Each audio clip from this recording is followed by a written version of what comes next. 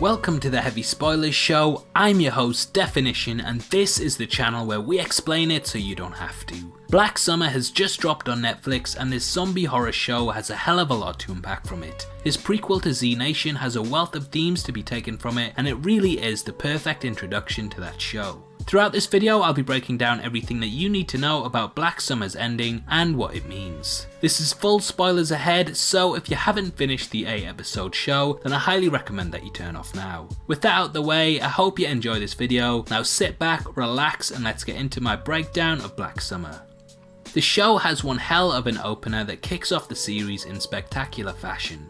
We follow Rose, who, after getting split up with her daughter at a military checkpoint, watches her husband transform into a flesh-eating zombie and sets out on a mission to make it to a stadium that promises sanctuary and is where her child was headed to in the convoy. Similar to this are survivors Lance, who watches his girlfriend get killed in front of him, Ryan, who could have made Netflix's The Silence infinitely more interesting, he's deaf in case you didn't know, Spears, who's a quick talking killer that's as sharp as his name and masquerading as a soldier, and Barbara, who is like reverse Grand Theft Auto and is the main reason you should always wear your seatbelt. Whilst we don't discover the cause of what turns the people into the undead, it becomes clear early on that everyone is infected, and similar to The Walking Dead, they reanimate upon death. I guess when there's no more room in hell, the dead shall walk the earth. For those who haven't seen Z Nation, in that show we pick up 3 years after a zombie virus has swept the world. We follow Murphy, who was a prison inmate that is the only survivor of a zombie bite, and the show follows his journey to New York where a vaccine can be mass produced.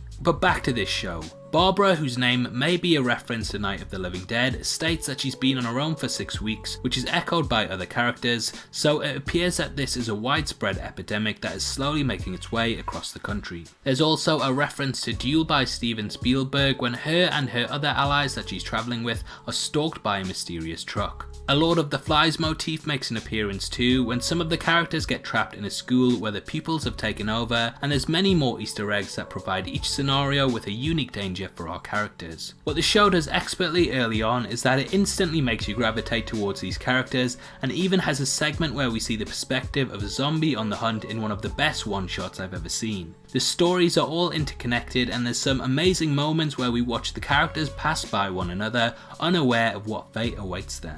Whilst the characters are all heading to the same destination, it's the paths that they take that allow for variation and showcases their true agendas and mind state. Whilst each character stands strong, it becomes clear early on that this is a show about unity. Though there are several obstacles that cross the protagonist's paths and attempt to separate them, the survivors work better when they stick together. Juxtaposing this, most of the humans who separate end up coming to a gruesome end, and this is a piece about strength in numbers. What the show does brilliantly is that it uses perspective to show how different moments intertwine as one to form a collective narrative. Similar to the theme of the show, these separate stories when brought together form a stronger plot that echoes the strength of the characters when they are brought together. This is seen brilliantly in the heist episode, in which the group use decoys to infiltrate a den in order to steal weapons so that they can better defend themselves. The show perfectly balances all roles to show how the group are able to move together as a cohesive unit. Eventually, the US government begin bombing black areas which are deemed as locales that the zombies have overtaken. This includes the majority of the West Coast, which is being written off and plays heavily into Murphy's journey in Z Nation.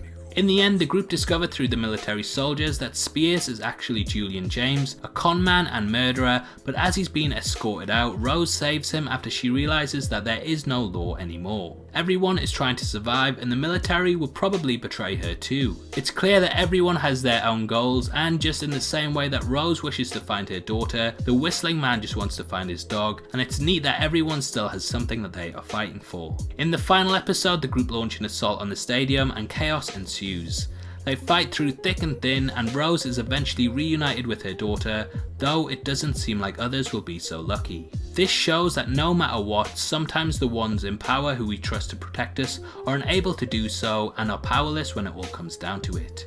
Jamie King, who plays Rose, when interviewed on the show, stated that it's an allegory for the detention camps at the Mexico border, which were criticised for holding children. In an interview, King stated, When I read the script, I was in Europe at the time, and I immediately got on a plane and flew home because I knew that I was Rose. It wasn't that I had to play her.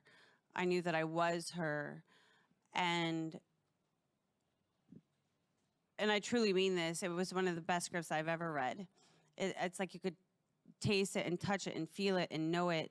And there was a cultural competency about it, meaning that as a storyteller, what I care about is that there's windows and mirrors so that every person can see themselves up on screen and have, relate, to know that they're not alone in this world. And I was fascinated because, there was no mention of zombies or anything like that, and it was like this epidemic, and I never knew what was going to happen. Like, you didn't know what was going to happen, and it was right at the time when children were being ripped away from their parents at the border. And I had been working on Hillary's campaign for a very long time, and obviously, really struggling to understand what else I could do besides making so many calls to senators and all this. Like, I knew, like, I was like, this is it. And it was originally written as a love letter. John Himes wrote it as a love letter to his wife, like the strength of what a woman can endure and what she would do for her child, anything. And when he saw what was going on in the country, he was like, that's it. And ultimately it became the story of, if we continue on this path, and it's just not this country, but anywhere. What happens when the fabric of who we are as a people is starting to be torn apart, and you're a refugee and you're completely ill-equipped to handle it? And so the government shut down, there's no internet, there's nothing. And so when you jump into this story, you're jumping into it with us. And I kept asking him questions. I was like, how long has this been going on? We don't know. I'm like, well, I need to know. I'm the actor. Like, well, how, we don't know. And everything just had to be, It's definitely an interesting take on society, and it's what sets the show apart from others. This is a message about coming together as one, and how we will always be stronger when we have each other. This is a unique thriller, and I highly recommend that everyone checks it out this weekend. So, what were your thoughts on Black Summer? Did you enjoy it, and what did you take from the show? Comment below and let me know, and if you missed yesterday's breakdown of Hellboy, then don't worry, because it'll be linked at the end. This is a channel for people who are never missing television, so if that's the kind of thing you like, you need to subscribe to Definition. Thanks again for taking the time to watch this. You've been the best, and I'll see you next time. Take care, peace.